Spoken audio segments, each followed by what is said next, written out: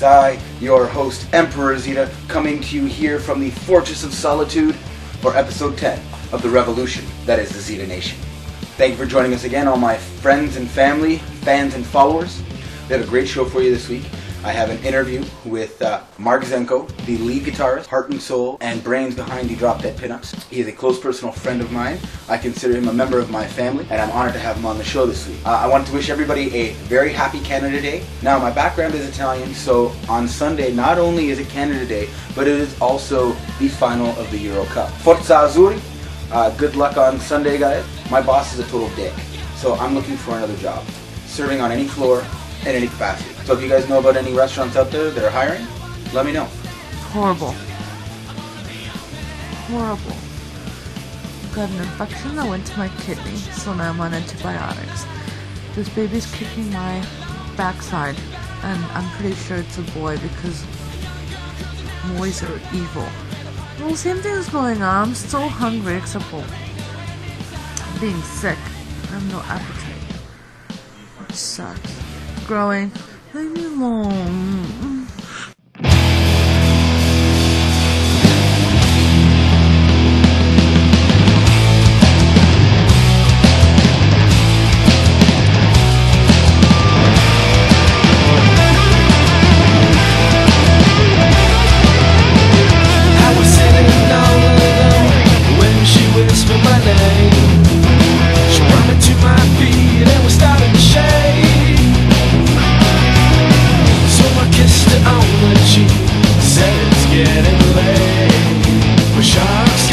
Sailors don't hesitate. Never go, they come to rock your world.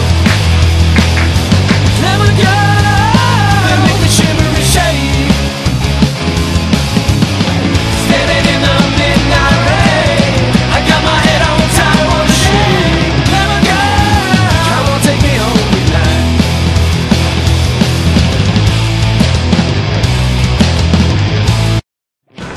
Alright, so we are here with the heart and soul of the Drop Dead Pinups, Mark Zenko. He writes all the music you guys listen to.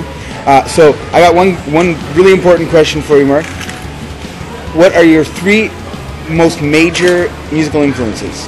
Probably Kiss. Don't listen to them much anymore, but yeah. I guess Elvis and Motown music or Queens of Stone Age or something. So, take us through your writing process with the music. What do? Do you write the music and the lyrics all at the same time, or do you write the music, ask for input on the lyrics from your bandmates? What's your musical process? Usually come up with a riff at home and then bring it to practice. See if Keith and Brian like it. Work on it and then give it to Alex usually to come up with some lyrics, or Rob now. And then usually I'll come up with stuff and Alex will fix it, or usually the lyrics are more of a group effort than music, I guess. Okay. You guys working on anything now that you want to talk about? Any new songs that are you're really feeling and really making you shake? Well, we got one tune we've been working on for like a month or two. It's called Why Don't You Come and Party, I think. It's in the process of being written, but mainly working on covers is our big thing right now, while Alex is gone. So where exactly is your lead singer? He's in some Korean town, I guess, enjoying life or somewhat of it, I guess. Do you guys miss him at all, or is it... no, I think we're a much better band without him. No, of course we miss him. Shit. It's a new dynamic with Rob taking over the lead singing. I know now now you guys have had a few months to work on your chemistry. Are things starting to vibe with you guys a little better now?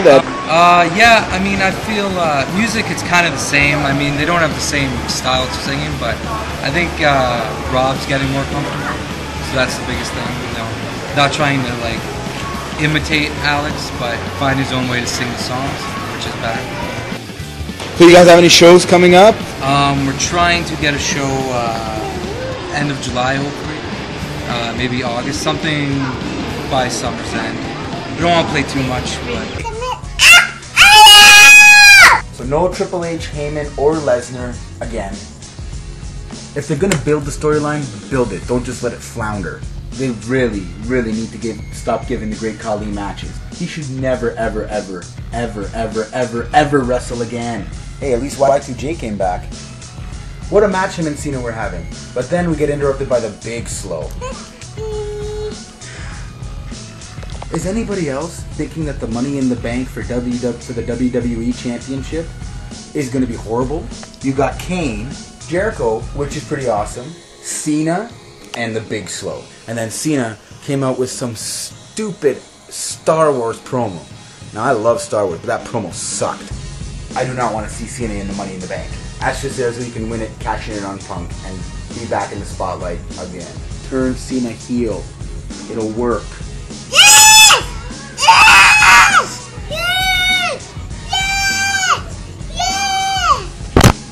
Oh, Punk and Bryan are finally getting to feud one-on-one. But AJ's a special guest referee. If we're going to get a stipulation match for Punk and Bryan, why can't it be a submission match? I still say Punk and Bryan is the best feud going. CM Punk needs to get some more mic time though. You know what's great? Dolph Ziggler. He calls himself the show-off. That's exactly what he does every day in the ring. I'd love to see him wrestle a broom because I think it would still be a 5-star match. Zack Ryder got a whole 30 seconds this week on Raw. Gave props to Cena, and that's the last we saw of him. Not even a match on Superstars this week. No, he just shows up to job out to Sandow on SmackDown. You're missing out on gold. Push Zack Ryder. Zack Ryder or Riot. We want Ryder. Woo, woo, woo. Vince is just pissed because he didn't create him himself.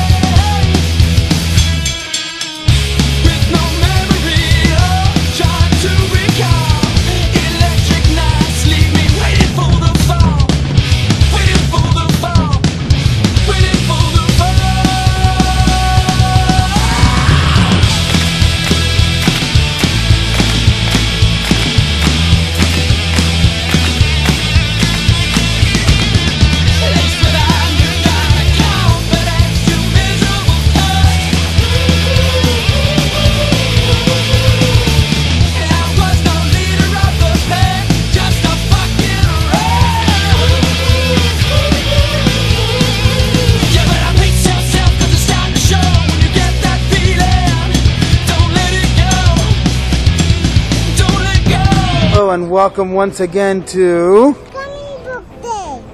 Comic Book Day, that's right. And where do we go for Comic Book Day? To what? It's not as hot as last week, which is great. We're going down to Excalibur Comics, and who are we going to see? Rob and Fred. Rob and Fred, that's right. We'll see you guys soon, okay? This is Excalibur Comics, 3030 Bloor Street West, upstairs above the Kingsway Theater. Hi, today we're going to discuss a couple of good books. Yeah. Night Owl is okay. This is the Watchmen book. Now, I know Alan Moore's not doing it. He's one of the great writers in comics and stuff. But there's two people that you know would appeal to you. Andy Kubert and Joe Kubert. Now, Joe Kubert's like 80 plus years old.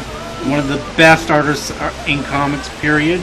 And he's inking his son, so you can't go wrong with that. It was a very well done book. Batman Dark Knight, and again, one of Canada's own David Finch. Now, David Finch's artwork is just gorgeous. So it's always enjoyable just to open up a book and look and see the artwork from this and stuff. New incredible hauls. Jason Aaron's doing a pretty good job on this, so I would recommend it. My only problem is they haven't gotten a consistent artist on the book, but other than that, it's an interesting storyline that's going on in the Incredible Hulk. Amazing Spider-Man with the Lizard, and I mean, that's a great cover. I'm sorry, but that is one very good cover. It looks nasty and vicious, and the people, I have no idea if it's worthwhile reading, but again, it looks like it has a good start to a possibly good storyline in the Amazing Spider-Man. Still talking about the Euro crisis. All the banks are going under and they have need a bailout. But what about the people of Europe? You know, they should have the bailout. Since 2008, Federal Reserve have bailed out so many banks to the tune of $16 trillion. You could bail out the whole of America for $14 trillion and save the American people. But yet you're saving banks instead of the people. Spain just got a bailout. Portugal, Italy are lining up to get a bailout. As they get the bailouts from these Federal Reserve and IMF, they're actually enslaving the people because they will be forever paying out this debt. Citibank alone got $2.5 trillion in bailout money. You could probably save Portugal, Italy, Spain, Greece, and wipe out all their debt. Even the Bank of Scotland, owned by the Queen of England, she got a bailout last year. $900 billion. Why does she need $900 billion? She's the richest person in the world. Oh, I forgot. She had a wedding and a jubilee for the big. But again, the Federal Reserve had to print the money, and eventually the American people will have to pay back the Federal Reserve. A lot of people think the Federal Reserve is owned by the American people, but it's not. It's privately owned. In fact, even Chinese Industrial Bank is part owner of the Federal Reserve, among the Goldman Sachs, JP Morgan, the Hong Kong China Bank, and so forth. All these guys control the banking system in the world. You always hear in the papers, oh, China owns so much of America's debt. If they sell all their debt, the Americans will just go down the tubes. The Federal Reserve can just print $1 trillion and give it to them. China would not bring down America by cashing in all their bonds and treasuries. Besides, they are part of the banking system anyways. You know, they won't do it. In fact, the last 3-4 years, they've increased their debt, American debt reserves.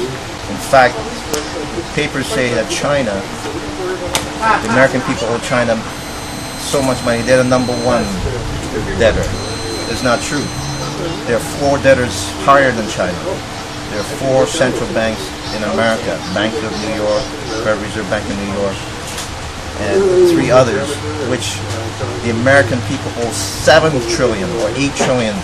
China, they only owe $1 trillion to China. So if you say America's in debt to anybody, it is to the Federal Reserve Bank of New York and the 3 other Federal Reserve banks that have 7-8 times more interest in enslaving the American people than the Chinese. So yeah, China is the biggest country, but there's 4 other entities bigger than China that the American people owe to, and therefore they are enslaved to. It's over. It's over. Another week is over.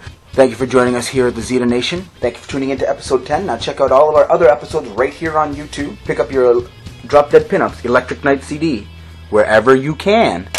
Request them for your shows, listen to their music, and tune in again next week when we have part 2 of our interview with Mark Zenko. Follow them at Drop Dead Pinups on Twitter. Follow me on Twitter at Emperor Zita. Go to Excalibur Comics for all your comic book related needs. Rider or riot. And to be the man, woo! You gotta beat the man. I'm the kiss stealing, wheeling, dealing, limousine riding, jet flying son of a gun. So come on, baby, and ride Space Mountain.